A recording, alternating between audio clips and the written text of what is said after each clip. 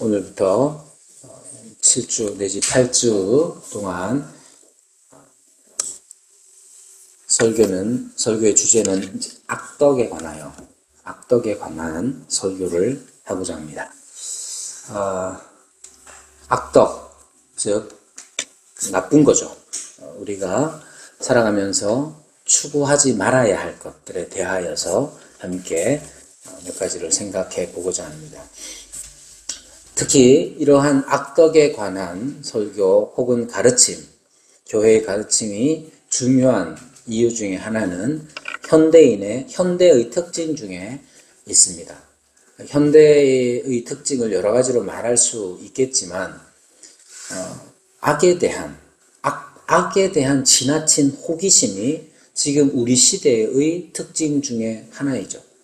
현대인들은 금기에 끌린다는 사실, 우리는 좀 유치한 예지만 이런 거예요. 어떤 남자 스타일이 좋아? 요 근래 이런 말들 많이 해요. 자기는 나쁜 남자 스타일이 좋다는 거예요. 니는 어떻노? 우리 하진이는 어떤지 모르겠는데 나쁜 남자 스타일이 왜 좋을지는 저도 잘 모르겠어요. 같이 살아봐야 제정신을 차릴런지 잘 모르겠지만 현대인들은 대단히 금기에 끌립니다. 그 금기에 끌리고 악에 대한 지나친 호기심이 있죠. 그런데 이렇게 세상 사람들이, 믿지 않는 사람들이 악에 대하여, 금기에 대하여서 이렇게 매력을 느끼는 이 시점에, 그렇다면 교회는 어떠하냐 했을 때 교회에서 여러분들이 듣는 메시지, 하나님의 말씀으로 듣는 그 메시지가 과연 악덕에 대한 경고가 있는지, 악에 대한 경고가 있는지 우리 한번 돌이켜 봐야 하는 것이죠. 교회는 악에 대하여서 세상에 만연할 뿐만 아니라 세상에 만연한 그 악에 대하여서 세상에서 함께 살아가고 있는 우리 신자들조차도 그냥 세상에 나가면 악의 매력을 느끼고, 심지어는 최근에는 영화도 빌런이 주인공일 때가 많죠. 그러니까 영화가 흥행하기 위해서는 히어로도 선한 역할을 하는 주인공도 필요하지만 그 못지않게 중요하고 매력을 발산하는 게 바로 빌런의 역할이죠.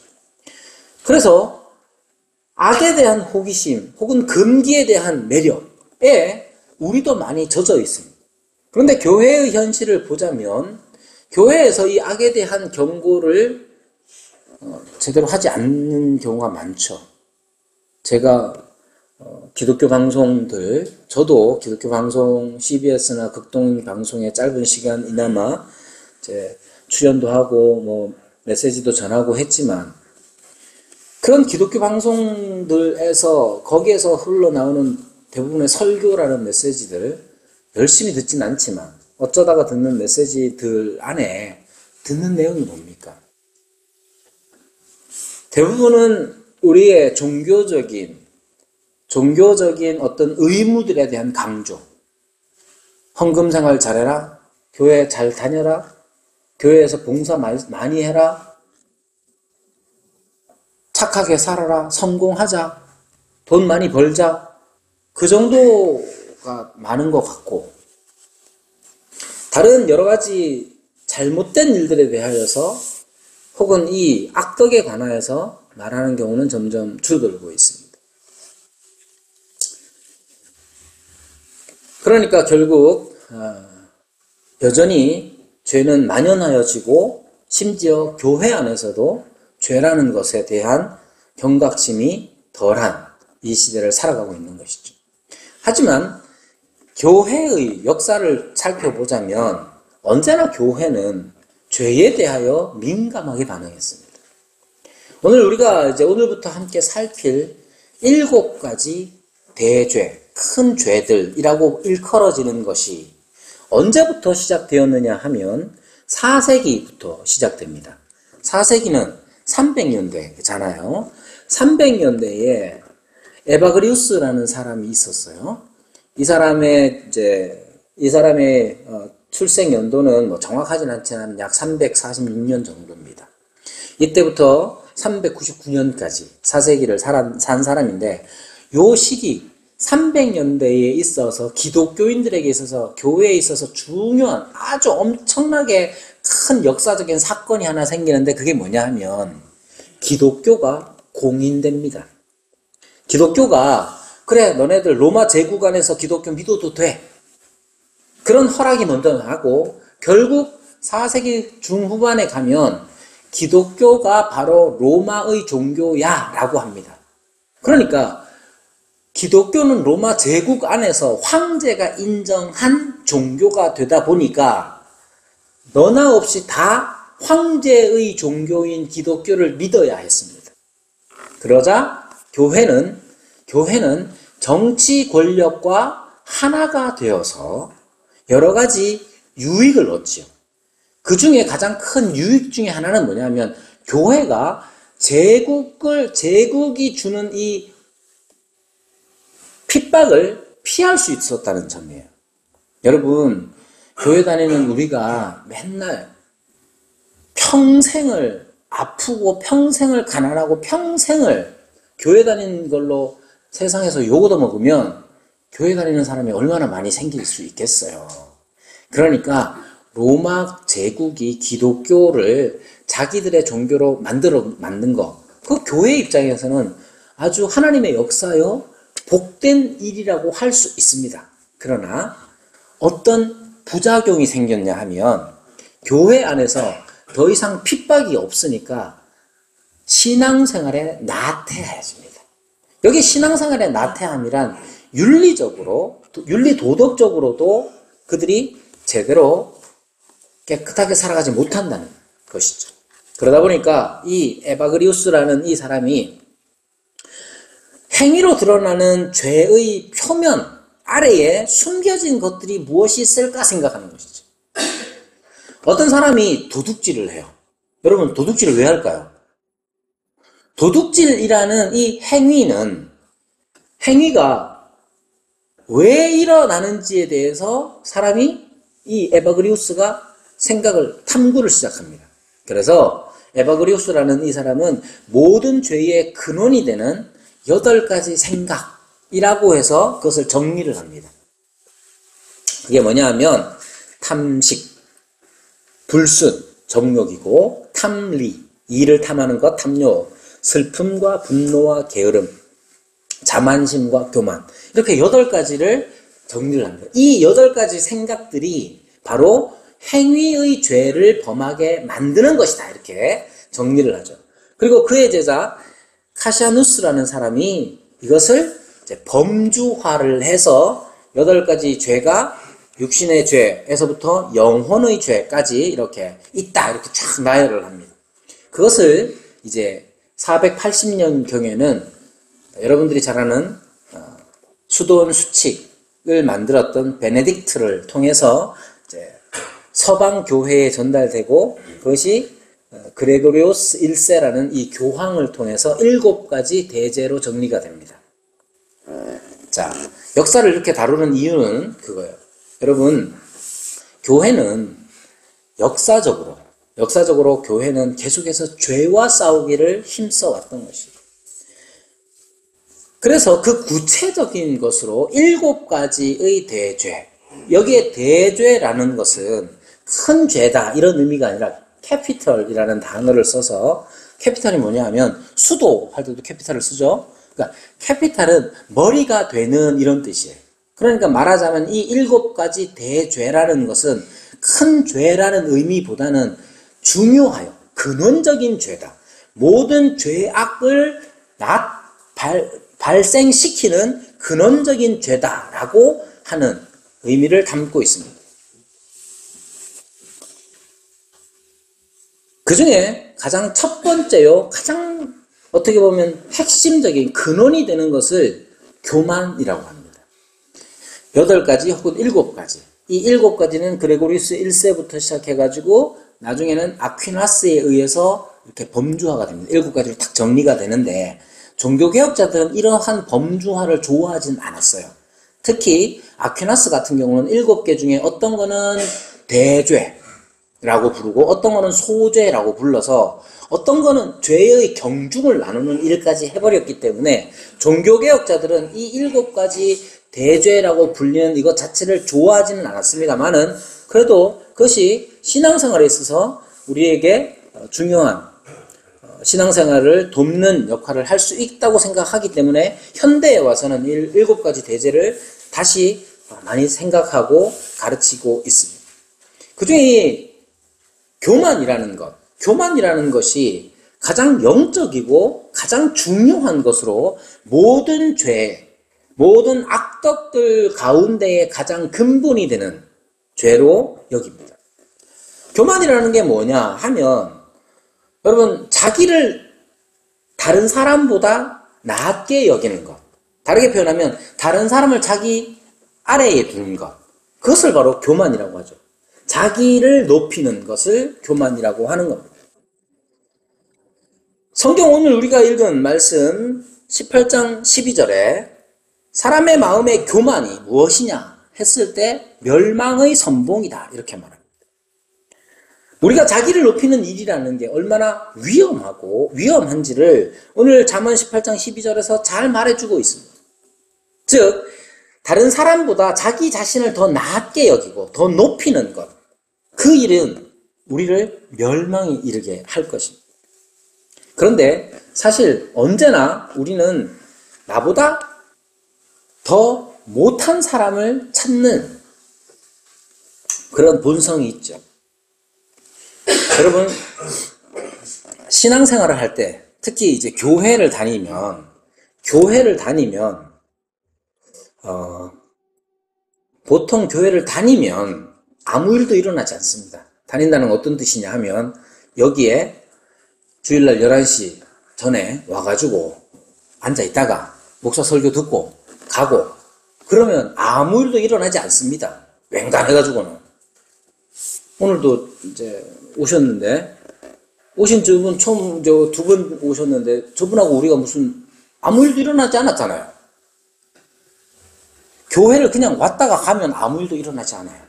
그런데 같이 일을 하고, 같이 말을 하고, 같이 밥 먹으면서, 같이 무슨 일을 하면 반드시 일어나는 일이 뭐냐면 비교입니다. 저 사람은 왜 일을 저렇게 하나? 이런 것들이 생겨나게 됩니다. 그러면 나와 다른 반응들과 선택들 속에서 내가 생각하는 것과 저 사람이 생각하는 일 사이에 갭이 생기죠. 그래서 그것을 비교해서 판단을 할 때에 저 사람은 나보다 잘하는구나 못하는구나가 드러나게 되는 것이죠. 아이들도 이렇게 지내다 보면 누가 더 잘났느냐, 누가 더 예쁘냐를 따지게 됩니다. 아무리 따져봐도 자는 나보다 키도 크고 뭐 이러면 어떻게 되느냐 하면 그래도 내가 눈은 쟤보다 좀 이쁘지 않나 이러고 이제 눈을 까디비고 막 이러는 거죠.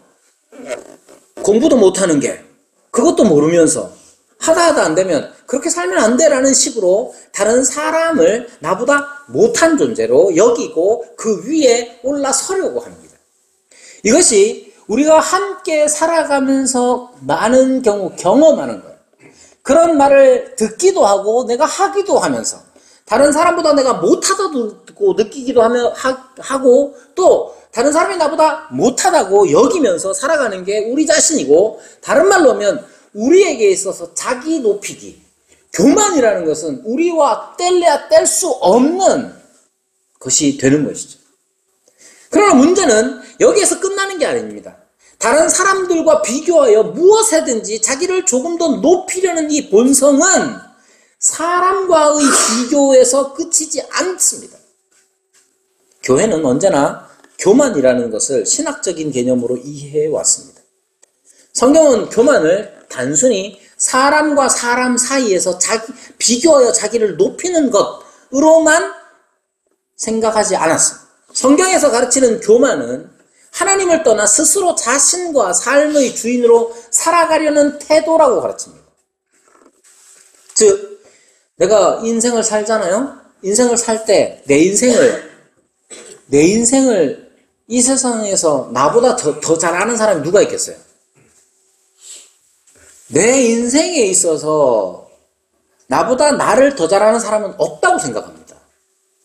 내 인생은 나의 것이고 내가 어떻게든 해내야 되는 것으로 생각합니다. 인생이라는 것이 어떻게 살 것이냐 뿐만 아니라 우리가 어디에서 와서 어디로 가느냐까지 다 포함한다면, 즉 인간의 존재 자체에 대한 평가도 하나님을 앞서고 하나님 위에 있으려고 하는 태도가 얼마나 많은지 몰라요. 세상 사람들, 소위 말하는 개똥철학이라도 갖고 사는 사람들이 다, 모든 사람들이 다 자기 나름의 생각들을 가지고 살아요.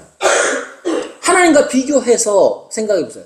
하나님께서 뜻하시는 바, 하나님의 진리의 말씀이 이것이다 라고 그들에게 전했을 때 그들이 우리에게 반응하는 것은 뭐냐면, 그건 기독교에서 말하는 거고 내가 살아보니 인생은 이렇더라, 인간은 이렇게 살다가 이렇게 가는 거더라, 이렇게 말하는, 그래서 결국은 스스로 하나님의 자리에 올라서려는 것, 그것을 교만이라고 하는 겁니다.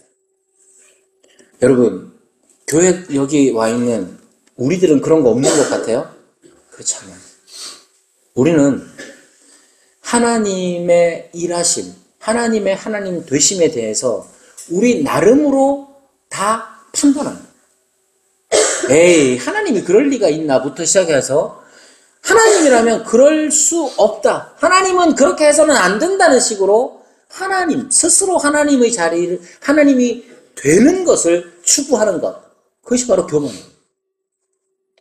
그런데 실질적으로는 어떻게 나타나느냐 하면, 예를 들면 창세기에 나오는 인간의 첫 번째 범죄, 그게 뭔지 알죠? 선악과를 따먹는 그 일, 그 안에 담겨진 게 뭐냐 하면 단지 그냥 선악과를 따먹는 거, 내가 무언가를 어떤 열매를 따서 먹었다, 이 행위에 담긴 의미가 뭐냐? 하나님의 통치를 거부하고 스스로 하나님처럼 되어서 자신과 세계를 스스로 통치하며 살려고 한 것, 그것이 바로 인간의 범죄의 의미입니다. 제 말이 아니고 아우구스티누스의 말이죠. 창세기 11장에 보면 시날 평지에서 바벨탑을 쌓는 인간들이 등장합니다. 근데 4절에 보면 이렇게 말합니다. 우리 이름을 내고 온 지면에 흩어짐을 면하자, 이렇게 말합니다. 여기에 이름을 낸다 하는 말의 뜻은 뭐냐면 스스로 이름을 짓는다 하는 거예요. 이름을 짓는다는 것은 그 대상에 대한 주권과 지배권을 가진다는 의미입니다. 즉, 그들은 바벨탑을 쌓고 성을 건설하며 함께 지내면서 스스로 하나님 대신 땅의 지배자요 주권자로 살려고 했던 것이죠. 그래서 하나님은 그들을 흩으셨습니다.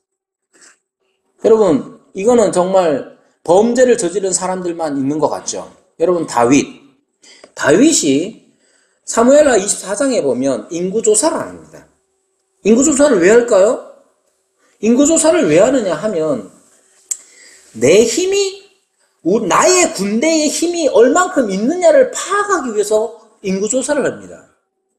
요압이 이것은 부당한 왕의 명령이다 라고 저항을 합니다.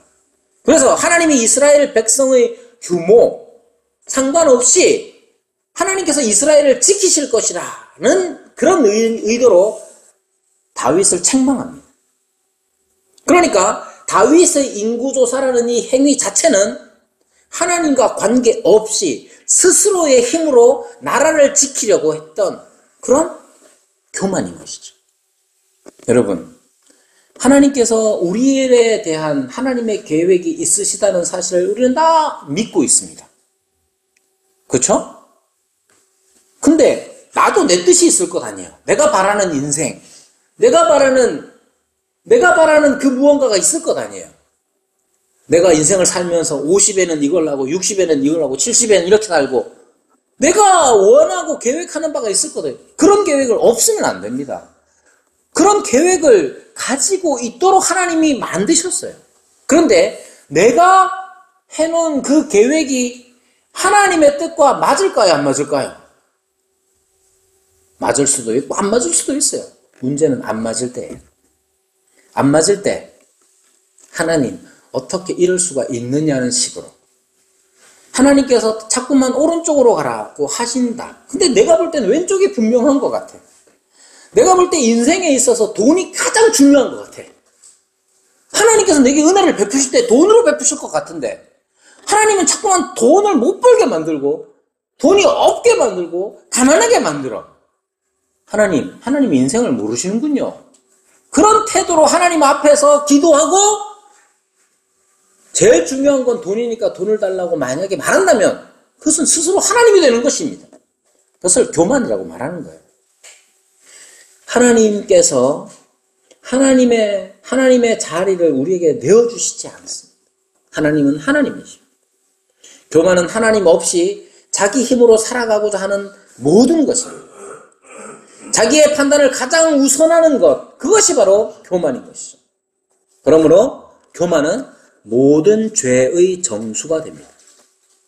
그래서 어떤 사람은 이렇게 말합니다. 다른 죄는 죄인을 하나님과 멀어지게 하지만 교만은 죄인을 하나님보다 더 높이려 한다.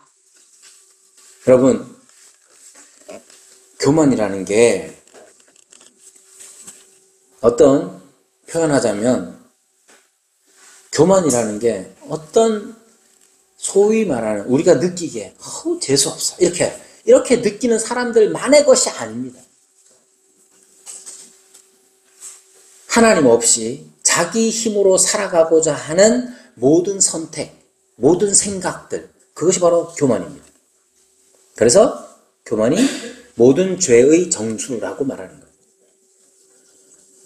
그런데 이 교만이라는 게 차리기가 쉽지 않습니다. 여러분, 다른 사람 교만한 거 잘 알아차립니다. 다른 사람이 교만한 거 우리가 기가 막히게 알아차립니다. 왜? 느낌적 느낌이라는 게 있거든요. 죄송한 표현입니다. 설교 단에서 이렇게 표현하지 못하지만 느낌을 잘 전달하기 위해서 재수없어. 이런 사람들 만나잖아요. 그런 사람은 교만한 거예요. 왜? 그 사람이 나를 볼 때 이렇게 눈을 깔고 보는 것 같고 그 사람이 나를 대할 때 저 밑으로 내려놓고 보는 것 같아서 우리는 그걸 당하면 잘 알아요. 근데 본인이 교만한 건 몰라요. 스스로 내가 교만한지를 알아차기가 쉽지 않습니다. 왜냐하면 교만을 알아차기 쉽지 않은 이유는 그것이 자기 기만이기 때문에 그렇습니다. 이 기만이라는 말은 참고로 기만 무슨 뜻이고? 아니요. 기만은 속인다는 뜻이에요. 자기 기만이라는 말은 자기 스스로를 속입니다. 근데 속일 때 자기 스스로를 어떻게 속이느냐 하면 먼저 자만이라는 게 먼저 와요. 자만이라는 것은 이제 영어로 보자면 이런 거예요. 굉장히 날아갈 듯한 행복감 이런 거예요. 그러니까 어떤 나를 행복하게 만드는 어떤 일들이 내게 생겨. 그런데 이 기분 좋은 행복하게 만드는 이 일이 어디에서 왔을까 이렇게 살펴보면 그럼 내가 이렇게 했기 때문이야 라고 말하는 것이죠. 예를 들면 이런 거예요. 내가 어떤 이치를 깨달았다. 신앙생활은 이렇게 하는 거야. 이걸 깨달았을 때 우리에게 얼마나 마음이 만족스럽고 기쁩니까? 근데 그걸 깨달은 자기 자신이 대견스러워 보이는 것. 그거부터 교만이 시작되는 거예요. 그러니까 교만이라는 것은 원래 내가 하나님 아래에 있는 존재이고 하나님의 다스림을 받는 존재인데 교만은 하나님보다 더 높아지는 거잖아. 이 높아지려는 과정이 어디에서부터 시작되느냐면 자기 만족, 즉 자만에서부터 시작되는 거예요. 어떤 좋은 일이, 행복한 일이 생겨났는데 이게 어디서 왔느냐? 이건 내가 이렇게 했기 때문이야. 내가 지금 집을 샀어. 내가 지금 차를 좋은 걸 샀어. 내 애들이 지금 어디 좋은 대학을 갔어. 어떻게 이런 일이 생겼어요? 우리 집에 그런 일이 안 일어났습니다. 우리 집 애들이 서울대를 다 갔어. 안 일어났죠? 안 일어날 거고 다 갔어. 그러면 주로 교인들이 목사에게 하는 말이 뭐냐? 목사님 기도 많이 하셨나 보다. 아니면 목사님 맨날 성경 보고 책 보고 하니까 애들이 책 보는 게 익숙해져가지고 공부가 익숙해서 아이들이 다 학교를 좋은 데가. 여러분, 자식이 잘 되는 일보다 부모에게 만족스러운 게 어디 있겠어요. 자, 자식이 잘 됐어요. 근데 그 자식이 잘 된 그 행복감, 이 행복감은 어디에서 왔을까? 사람들은 자꾸 사람에게서 찾아요. 목사님이니까 기도 많이 해서 자녀들이 다 잘 됐구나. 목사님이니까 성경 많이 보고 책 많이 봤으니까 어려서부터 그걸 본 애들이 공부를 잘하는구나. 목사도 그렇게 생각하는 거예요. 그게 교만의 시작입니다. 내게 어떤 좋은 일이 일어났는데 그 좋은 일의 원인이 뭘까를 살필 때 거기에 나라는, 자기라는 것이 거기에 탁 있는 거예요. 이 자만으로부터 시작된 이것이 자기 기만으로 갑니다. 아, 이게 진짜 내가 잘했구나. 내가 기도를 조금 했는데, 내가 기도를 했기 때문이구나. 내가 열심히 책을 봤기 때문이구나. 이런 식으로 마치 모든 일들이 나에게서 비롯된 것처럼 생각하는 이 자기 기만이 등장을 하면서 자기 과시로. 그러니까 여러분 기도 많이 하셔야 돼요. 그러니까 여러분 애들 있는 데서 자꾸 폰 보지 말고 책 보세요. 이런 식으로 자기 과시로 드러나면 교만에 이르는 겁니다. 그래서 이것을 알아차기가 쉽지가 않아요. 반대로 사람이 살다 보면 자만, 자기 과시, 자기 정당화, 이게 도저히 안 되는 상황을 맞이할 때가 있죠. 그런다고 교만이 죽느냐? 그렇지 않아요. 교만은 다른 양상을 드러냅니다. 어떻게? 자기 비하, 자기 격하, 자책. 자기 자신을 무너뜨리고 해체하는 자기 비하와 자신이 남보다 능력이 없거나 생활이 어렵거나 가진 게 적다는 사실을 강조하려는 그런 공개적인 신세 한탄, 자기 격하로 그리고 자책으로 넘어집니다. 여러분, 자기 비하하고 자기 격하하고 자책하면 그게 겸손한 거냐? 교만하지 않은 거냐? 그렇지 않아요. 아무리 찾아봐도 교만하고 싶은데 저 교만할 건더기가 자기한테 없어. 그럼 교만 대신 높이 올라가는 것 대신 똑같은 것으로 밑으로 내려갑니다. 자기를 비하하고 자기를 격하하고 자책하는 것으로 내려가요. 그런데 똑같은 동력입니다. 교만이라는 동력. 나는 높아지고 싶은데 그렇게 못하니까 자꾸 자기를 비하시키는 거예요. 그래서 교만은 알아차리기가 쉽지가 않습니다. 여러분, C.S. 루이스의 스크루테이프의 편지에 이런 내용이 납니다. 환자, 그러니까 스크루테이프의 편지라는 건 고참 악마가, 조카 악마, 신참 조카 악마에게 어떻게 하면 기독교 신자들을 계속해서 안 좋게 만들 수 있느냐를 가르쳐 주는 거예요. 그래서 아예 신자를 말할 때 자기 환자라고 표현합니다. 자, 환자, 즉 기독교 신자가 겸손해지면 어떻게 돼요? 마귀는 어떻게 할까요? 기독교 신자가 겸손해지면 어떻게 해야 되냐? 긴급히 대응해야 된다. 이렇게 가르칩니다. 어떻게 긴급히 대응하느냐 하면 무엇보다도 그 상황에서는 자기가 겸손해졌다는 사실에 관심을 갖도록 유도해라. 여러분, 교만하게 막 살았는데 자기가 내가 겸손해졌네? 이것을 스스로 깨달을 때 여러분 자기 만족이 되죠. 이럴 수가 있나? 그 순간 자신이 겸손해졌다는 교만이 고개를 쳐듭니다. 세상에 내가 이렇게 겸손해지다니. 스스로 감탄하게 되죠. 그런데 이 환자가, 기독교 신자가 이것조차 유혹으로 생각하고 마음을 다잡으려고 한다면 이렇게 근신하려고 한다는 사실 자체를 자랑스러워하도록 만들어라. 이것이 스크루테이프, 즉 마귀의 전략입니다. 그러니까 교만이라는 건, 다른 사람이 교만한 건 우리는 너무 잘 압니다. 그런데 자기 자신이 교만해지는 거 대단히 어렵습니다. 이러면 안 되지. 겸손해야지. 라고 깨닫는 순간 내가 교만하지 아니하고 겸손하려 한다는 나 자신에 만족하며 자기 기만의 길에 올라섭니다. 그래서 교만이라는 것은 굉장히 어렵습니다. 그럼 교만을 이기는 방법이 무엇이냐 하면 자기의 실제, 자기의 실상을 똑바로 봐야 하는 것이죠. 이거 대단히 어려운 일입니다. 칼뱅은 인간이 본성적으로 교만해서 자신이 의롭고 지혜롭다고 생각하기 때문에, 그리고 세상의 오염된 도덕적 기준으로 자신을 판단하기 때문에 교만을 벗기가 어렵다. 자기 자신을 올바로 보기가 어렵다고 말합니다. 자기의 실상을 우리는 어디에서 볼 수 있느냐 하면, 여러분 뭔가를 본다면, 보는 것은 보기 위해서는 빛이 있어야 되죠.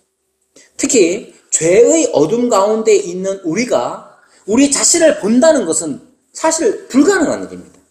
어떻게 해야 죄의 어둠 가운데 있는 우리가 우리 자신을 볼 수 있느냐면 빛 대신 하나님에게로 나아가야 합니다. 하나님 앞에 설 때에 빛이신 아버지 앞에 서야 비로소 하나님 아버지의 빛을 통해서 나 자신을 보게 되는 거예요. 그러면 그 구체적인 방법이 무엇이냐 하면 첫 번째는 하나님의 말씀입니다. 하나님의 말씀이 우리를 하나님 앞으로 인도하여 하나님을 뵙게 하고 그 앞에서 우리 자신을 바로 보게 합니다. 그래서 고대로부터 교회는 이러한 하나님의 말씀을 읽는 일에 대하여서 가르치고 있었습니다. 거룩한 독서, 렉치오 디비나, 거룩한 독서. 이것은 이제 수도원의 전통인데, 이건 그냥 거룩한 독서라는 건 얼마나 우리가 목소리를 깔고 읽느냐 이런 의미가 아니에요. 매일 정해진 시간에 매일 수도사들이 함께 말씀을 읽고 묵상하고, 그리고 그 묵상을 따라서 시편 찬송으로 찬송을 부릅니다. 그리고 개인적으로 그 말씀을 붙들고 하나님의 임재를 추구하며 침묵으로 깊이 기도합니다. 이거 전체를 렉치오 디비나라고 하는 거예요. 거룩한 독서라고 합니다. 그냥 읽기, 독서 자체만이 아니라 독서에 해당되는 여러 가지 전반적인 활동들을 일컫는 것이죠. 이런 일들이 필요합니다.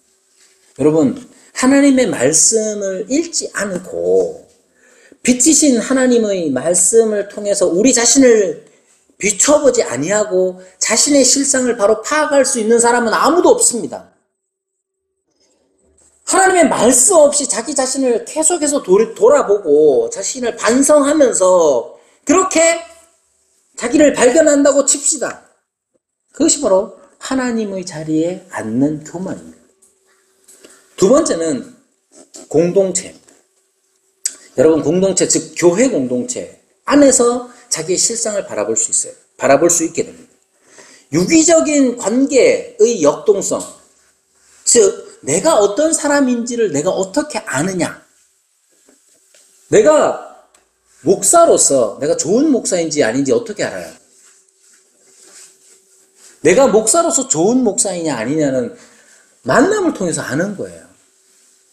여러분들이 좋은 신앙인이냐, 진짜로 교만하지 않는 신앙인이냐를 어떻게 압니까? 함께 만나서 이야기하고 또는 다툼과 혹은 여러 가지 어려움 속에 함께 있을 때에 그 속에서 우리가 우리 자신들을 발견해내는 거예요.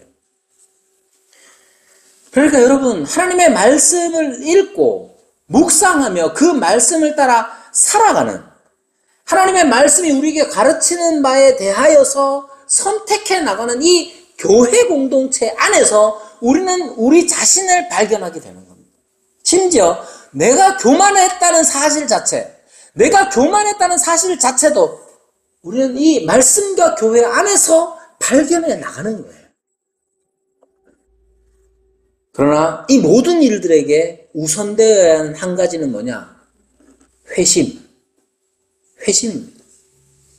즉, 우리가 하나님 앞에서 내가 죄인이요, 하나님이 빛 되시며 내가 어둠에 있는 자로서 하나님께 나아갈 수 없는 존재라는 사실을 깨닫는 것. 하나님께 나아갈 수 없지만 우리에게로 오신 하나님께서 우리를 이끌어 가시는 그 십자가를 만나는 일이 가장 중요한 겁니다. 교만을 깨트리는 게 뭐냐? 겸손이다. 겸손을 가져다 주는 게 뭐냐 하면 내가 죄인이고 하나님께서 죄인인 나를 사랑하신다는 사실을 아는 일. 그로 말미암는 전인격적인 반응. 그 회심이 중요한 겁니다. 우리는 그래서 십자가 앞으로 나아가야 합니다. 십자가 앞으로 나아가. 여러분, 십자가 앞으로 나아간다는 말의 의미가 뭐냐? 우리 교회는 십자가 없잖아요. 우리 교회는 십자가 없어요. 그것이 개혁교회의 전통이에요. 그래서 앞으로도 십자가는 달지 않습니다. 그런데 자꾸 십자가 앞으로 나가래. 십자가 앞으로 나간다는 말의 의미가 뭐냐? 십자가에 달리신 예수 그리스도. 십자가에 달리신 예수 그리스도. 그분이 왜 거기에 달리셨는가를 생각하는 거예요. 예수님이 왜 십자가에 달리셨습니까? 그분은, 십자가에 달리신 그분은 우리에게로 오신 하나님이십니다. 하나님이신 그분이 왜 십자가에 달려 죽으셨느냐? 그것 자체가 우리에게 가르치는 것이 뭐냐면, 그가 우리를 위해서 죽으셔야 할 정도로 우리가 죄인이라는 사실이죠. 우리는 어떤 사람입니까? 죄인입니다. 어느 정도 죄인입니까? 사형을 당해야 마땅한 교만한 죄인이란 말이에요. 하나님보다 나 자신을 더 높이는 교만한 자리에 앉아있는 죄인입니다. 그런 죄인은 마땅히 하나님께서 벌로서 다스려야 합니다. 그 벌이 뭐냐? 죽음이에요. 영원한 죽음. 그런데 그 죽음을 그리스도께서 십자가에서 나를 대신하여 담당하셨습니다. 왜요? 나를 사랑하시기 때문에. 예수님께서 나를 사랑하신다는 증거가 뭡니까? 물어봐야 소용이 없어요. 왜? 십자가만큼 그것을 잘 드러내는 게 없기 때문에. 주님이 왜 죽으셨습니까? 죄가 있으셔서가 아니라 우리를 사랑하시기 때문입니다. 그렇게 우리를 위하실 정도로 사랑하신다는 사실을 십자가에서 발견할 때 우리는 내가 죄인 되었지만 하나님께서 나를 사랑하심으로 하나님의 자녀로 삼아주셨구나. 그래서 그 품 안에 머물게 하시는구나 하는 걸 깨닫습니다. 그것이 바로 교만을 벗어나는 결정타가 되는 것이에요. 여러분, 우리는 여전히 교만의 위험에 처해 있습니다. 회심을 통해서 우리는 교만의 결정타를 날렸지만, 그러나 이 교만이라는 것은 끝도 없이 우리 가운데서 솟아나서 계속해서 하나님의 자리를 탐하며 하나님보다 더 높아지려고 합니다. 판단하는 일에 있어서도 그렇고, 인생에 있어서의 중요한 판단, 그것에 대해서 하나님을 믿지 못합니다. 이렇게 해야만 인생을 잘 살 것 같고, 이렇게 해야만 내 노후가, 내 인생이 잘 될 것 같다는 스스로 높아진 생각이 우리를 언제나 사로잡습니다. 그래서 십자가 앞에서 회심한 사람들은 하나님의 말씀 속에서 계속해서 빛을 비추며 살아가야 합니다. 내 실상을 하나님의 말씀의 빛 아래에서 발견하고, 그리고 우리 교회 안에서 함께 보듬어 함께 살아가야 하는 것이죠. 그때야 우리는 교만을 이길 수 있고 진정한 겸손을 취할 수 있을 겁니다. 그런 은혜가 우리에게 있기를 바랍니다.